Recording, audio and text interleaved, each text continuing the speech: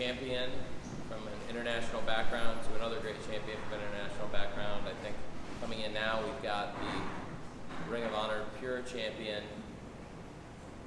the great Katsuyori Shibata. Thank you. Yes?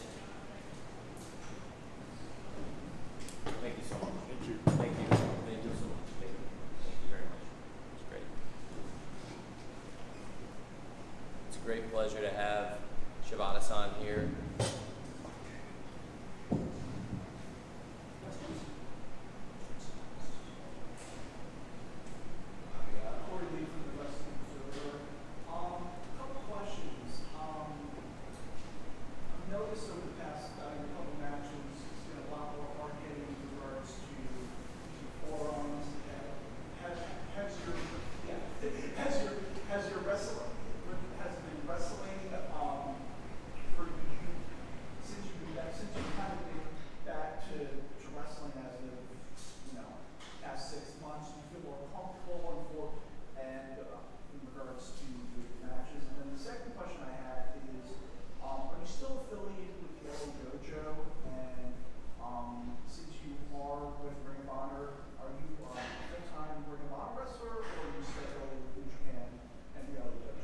So we'll go first question. This is very hard hitting. Okay. Okay. I brought a new interpreter today. Very good. One moment.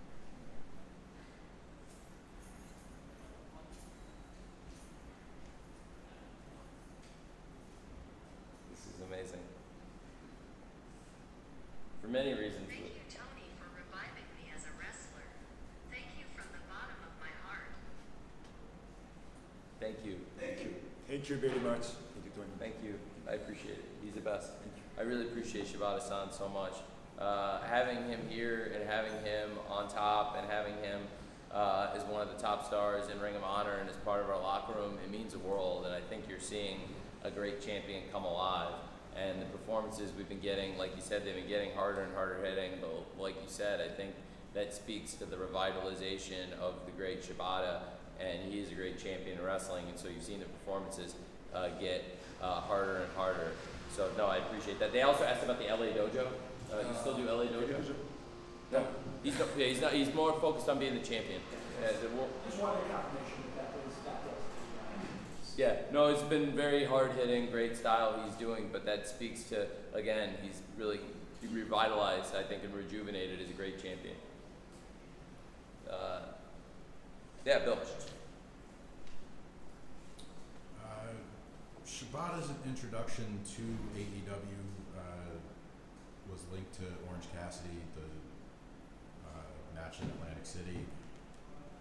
Were you thinking like this far ahead as far as maybe pairing him with somebody with the sort of comedic element? Because you saw some of that work with Daniel Garcia. Very specific, it was him. He wanted to work with Orange Cassidy from day one. Before he came, he always was interested in it. And he thinks Orange is a great wrestler. And before we knew each other, this was like, last year. And like you said, Atlantic City, it wasn't really just trying to pair him with anybody of any genre or anybody. That was a specific wrestler he came and really wanted to be involved with.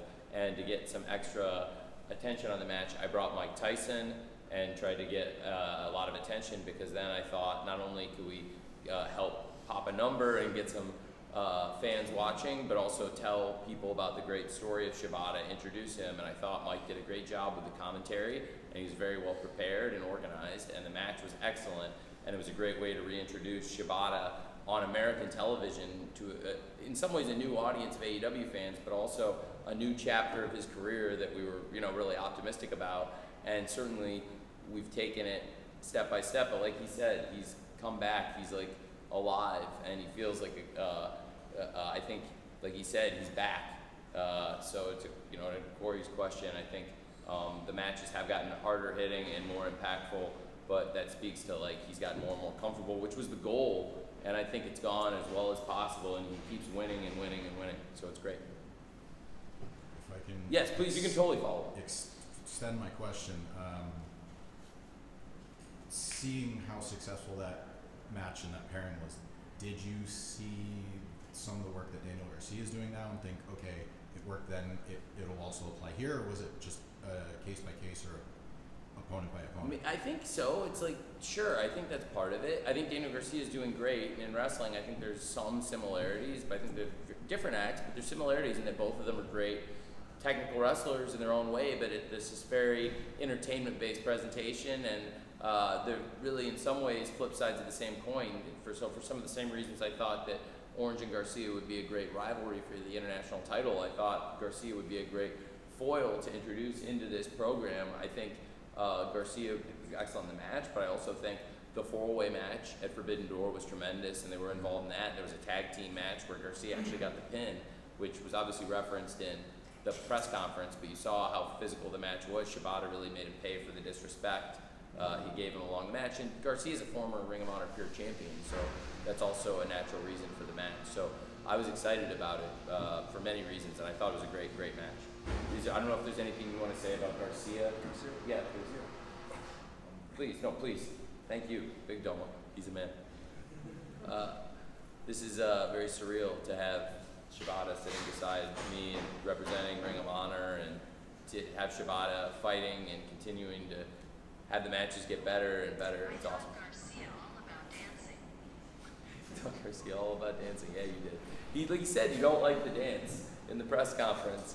He really doesn't like the dance, and it showed. And I thought it showed up in the match. And he's really found ways to make the Pure title more and more meaningful. I think it's really one of the special all-time great runs as the Pure champion. Garcia is a good player. He felt the future of professional wrestling. That's great. He's Garcia's special talent.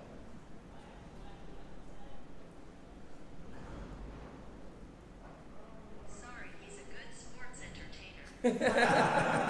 He's so good. He's very good. Very good. John Elba fight. I was going to ask Shibata about his thoughts on what Daniel was capable of becoming in the future, but Tony, it's undeniable that you're seeing his presentation is improving over time. In your opinion, what has working with Chris Jericho done for Daniel Garcia in making him a more well-rounded wrestler? I think it's been a tremendous benefit for Daniel Garcia to be mentored by a great wrestler and a great sports entertainer like Chris Jericho, and then putting Garcia in with top wrestlers, a rivalry with Bryan Danielson, and obviously teaming with Chris Jericho, and then taking on great wrestlers like Orange Cassidy for the International Championship, like Katsuyori Shibata for the Ring of Honor Pure Championship, like the top names.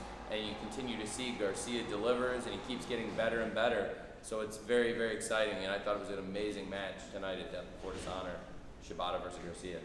I think his future special. He's good sports entertainer. He's the best. He's the best. Corey Lee again with the Wrestling Observer.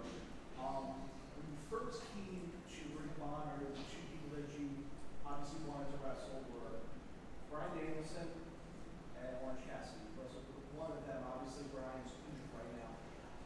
Are there any other opponents that you want to wrestle while you're here? And do you also want to not only compete with Ring of Honor, do you want to appear on AEW as well in regards to your ring? Well, so go back, Corey. Maybe break it down again. We'll start one more time. No problem. So basically, is there a list of opponents that you're interested in wrestling at this point besides, whoever has your title? Top challengers is a great question because he's had some great matches, and I think there's a lot of great challengers still to come. My goal now is to make a pure title record. Yep. I think the record reign is nearly 1 year, right? Is it? And so that's very interesting. And looking back at when he won the title, I think it was a great performance at Supercard. He's been amazing. So it's interesting to see that he's aiming to be the all-time longest reigning champion. record title holder, which I believe would be nearly 1 year. Final questions for Shibata? It's awesome. And I will study English harder. It's very good. You're very good. You're very good. His ego is much better than my Nihongo. Any final questions? Thanks, guys. Thank you. You're the best. Okay. Thank you.